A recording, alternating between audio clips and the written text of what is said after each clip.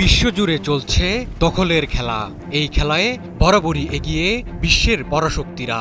মূলত দখলের মাধ্যমে নিজেদের আধিপত্য বজায় রাখার চেষ্টা করে তারা। এই যেমন চীন দীর্ঘদিন ধরে দক্ষিণ চীন সাগর নিয়ন্ত্রণে নেওয়ার চেষ্টা করছে দেশটি, কিন্তু শি জিনপিংয়ের পরিকল্পনার সামনে সবচেয়ে বড় বাধা যুক্তরাষ্ট্র। চীন ও যুক্তরাষ্ট্রের দ্বন্দ্বের বড় এক ক্ষেত্র হয়ে উঠেছে এই দক্ষিণ চীন সাগর। এই অঞ্চলের বাইরেও বিশ্বজুড়ে আধিপত্য বিস্তারে সমুদ্রে শক্তি বাড়ানোর বিকল্প নেই। আর তাই উচ্চাভিলাষী চীন গড়ে তুলেছে এমন এক নৌবাহিনী যা সমুদ্রে যে কোনো শক্তিকে টেক্কা দিতে সক্ষম। ক্ষমতায় আসার পর থেকেই নৌশক্তি বৃদ্ধিতে বিশেষ মনোযোগ দেন শি জিনপিং। এরপর চীন যে গতিতে নিজেদের নৌশক্তি বাড়িয়েছে তা অবিশ্বাস্য।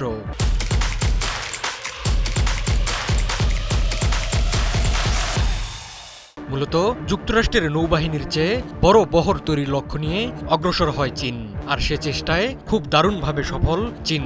চীনা নৌবাহিনীর দ্রুত সম্প্রসারণ এখন যুক্তরাষ্ট্রকে একাধিক সূচকে অতিক্রম করতে সক্ষম। জাহাজের সংখ্যা বিবেচনায় চীনের নৌবাহিনী এখন বিশ্বের সবচেয়ে বড়। এক্ষেত্রে যুক্তরাষ্ট্রকেও হার মানিয়েছে চীন। এখন শি জিনপিংয়ের হাতে রয়েছে লিয়াওনিং, শানডং ও ফুজিয়ানের মতো বিমানবাহী রণতরী। বর্তমানে চীনের কাছে রয়েছে ৩৫০-টিরও বেশি যুদ্ধ জাহাজ। এর বিপরীতে যুক্তরাষ্ট্রের কাছে রয়েছে ৩০০টি। এর মধ্যে রয়েছে ১০০০ টনের বেশি ওজন বিশিষ্ট সক্রিয় যুদ্ধজাহাজ ও সাবমেরিন, যেগুলো মিসাইল বা টর্পেডো দিয়ে সজ্জিত। ২০০৩ সালে চীনের ছিল মাত্র ২০টি ডেস্ট্রয়ার। ২০২৩ সালের মধ্যে তা বেড়ে দাঁড়িয়েছে ৪২টিতে। চীন গত দশকে ২৩টি ডেস্ট্রয়ার চালু করেছে, যেখানে যুক্তরাষ্ট্র করেছে মাত্র ১১টি। চীনের নৌবাহিনীর অগ্রগতি স্বীকার করেছে যুক্তরাষ্ট্রও। মার্কিন নৌবাহিনীর এক রিপোর্টে বলা হয়, চীনের নৌবাহিনীর আধুনিকায়ন গত ২ দশকে সবচেয়ে বেশি মাত্রায় হয়েছে। ইতিমধ্যেই তারা বিশ্বের অন্যতম নৌশক্তিতে পরিণত হয়েছে।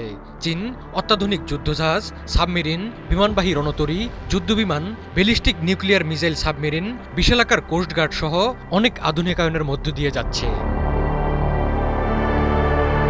নিজেদের সামরিক লক্ষ্যকে এগিয়ে নিতে বিশ্বের বিভিন্ন দেশে নৌঘাঁটি নির্মাণের পরিকল্পনা নিয়ে আগাচ্ছে চীন।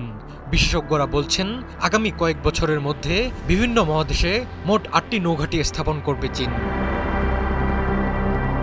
চীনের বাণিজ্যিক শিপইয়ার্ডগুলো যুক্তরাষ্ট্রের যে কোনো শিপইয়ার্ডের তুলনায় অনেক বড় এবং বেশি উৎপাদনক্ষম।